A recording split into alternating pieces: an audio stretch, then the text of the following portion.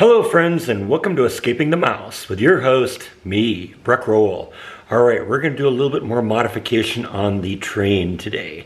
Let's first talk about how this has evolved, because understanding what's happened in the past is kind of key to understanding where we're going now. As you know, this project has evolved a lot since it first started. The original plan was to set up a little Christmas village here, and I modified the table in order to accommodate the Christmas village. The assumption at the time was the focus on Christmas village, and that was supposed to include a Christmas themed train. But as time went by, I kind of realized, it might be kind of fun to leave this thing up for more than just the Christmas season. It's kind of a cool thing. So I bought a more generic train that I thought would maybe look good in the Christmas village. But one of the things that comes if you eliminate the Christmas village, you eliminate the snow, because that's the point of the Christmas village. You have the snow. Well, when I built the platform, the whole thing was designed with the idea of having the felt on top of it, so I never really finished the table. It's just wood that's been placed in position. Well, the problem is, if I decide to not have this be a Christmas village anymore and take the snow away, this is what you're going to look at.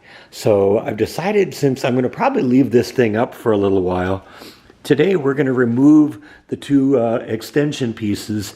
We're going to stain them, hopefully to get them matched as close as possible to the back of the table, and then put some acrylic coating on it to make it try and, at least as much possible, match the back half, so it doesn't look so finished/unfinished when I get the snow off. So we're going to basically take a lot of this apart today. We're going to get the felt out of there. We're going to pull the two platform extension pieces out, bring them out in the garage, stain them, and lacquer coat them, and hopefully they'll look pretty close. It's not going to be perfect because the wood here is oak and the wood here is pine, so it's not going to be exactly the same, but hopefully it'll look better than it currently does. So let's get going. First thing I got to do is take this village apart. Now, fortunately, this isn't going to be a terribly difficult project. I ought to be able to easily finish this up in one day because all the shaping of the wood is already done. All I got to do is stain it, and that'll just take 20 minutes or so, and then finish it, and that'll probably take a few hours because you got to let it dry between coats. But I hope to have this thing back together and working again before the end of the night. So like I said, it shouldn't be terribly difficult. It took me 10 minutes to get all the train segments off of the part that's being used. I folded back the felt. I'm going to remove the light bulbs right now, take the platforms out into the garage, and we'll start from there. So the tabletops have now been transported out to the garage, into the work area here. I actually did hit a little luck here. I have enough of the stain to do the staining. That wasn't a problem. I didn't think I was going to have enough of the polyurethane coating.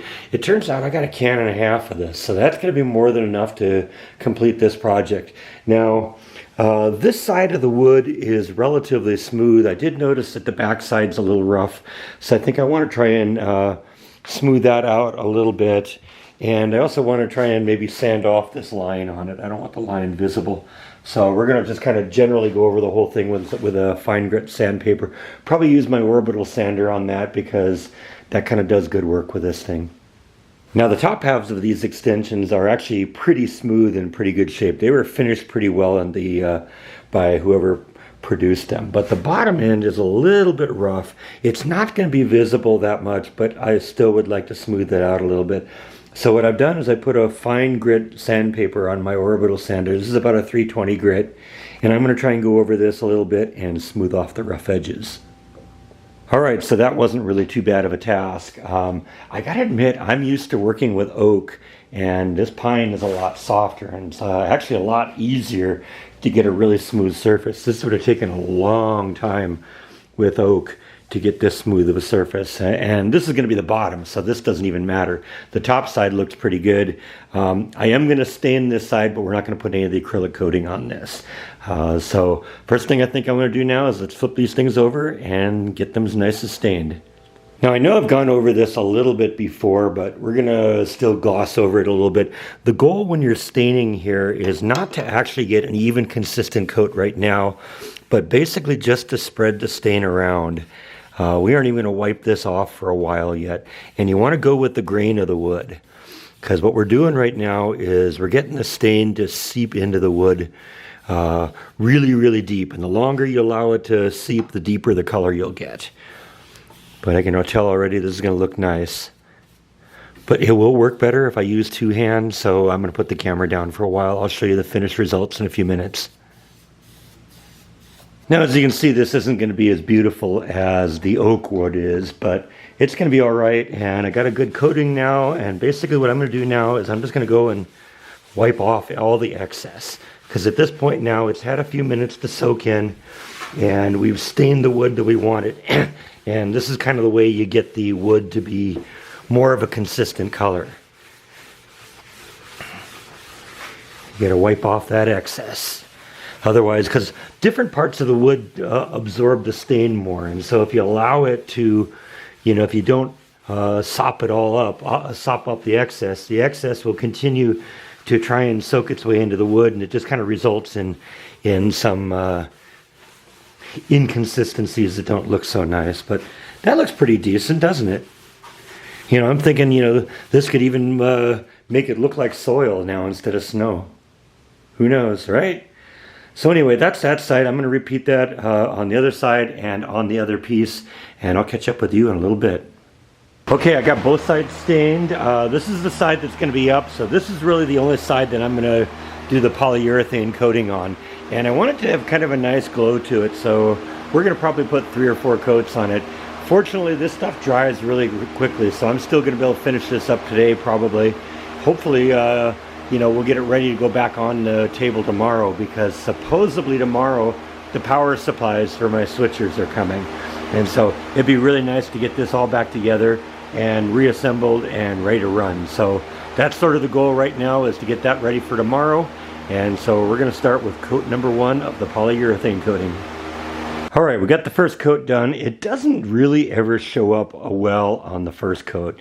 It's a little bit glossier now than it was, but it's going to take 3 or 4 coats before this thing really starts to shine and look nice. But I think we got a good start on it. We're going to give it a little time to dry off now, and we'll come back to this maybe in about an hour. This stuff sets up pretty quick, so it ought to be pretty quick between coats also. And so over the next few coats, this will start looking really nice. And like I said, hopefully we can get this thing back on the table tonight, or at least tomorrow, so that we can start playing with these new switches. All right, we got 2 coats on the thing now. It's starting to look pretty good. This is actually dried, so I'm about to put a 3rd layer on right now. And hopefully, this one or the next one should be the one that should kind of finish it off. This doesn't have to be showroom ready. This just has to look like it belongs with the rest of the table, and I think it's getting there. So let's put another coat on. All right, so this is a finished product of 3 coats, and I actually think this probably looks good enough, so I'm not going to put another coat on this. And next time I think we come back, we're going to reinstall this onto the extension on the table.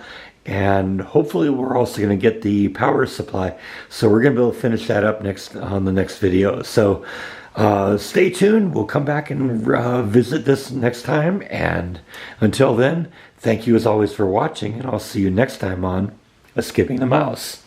Good night.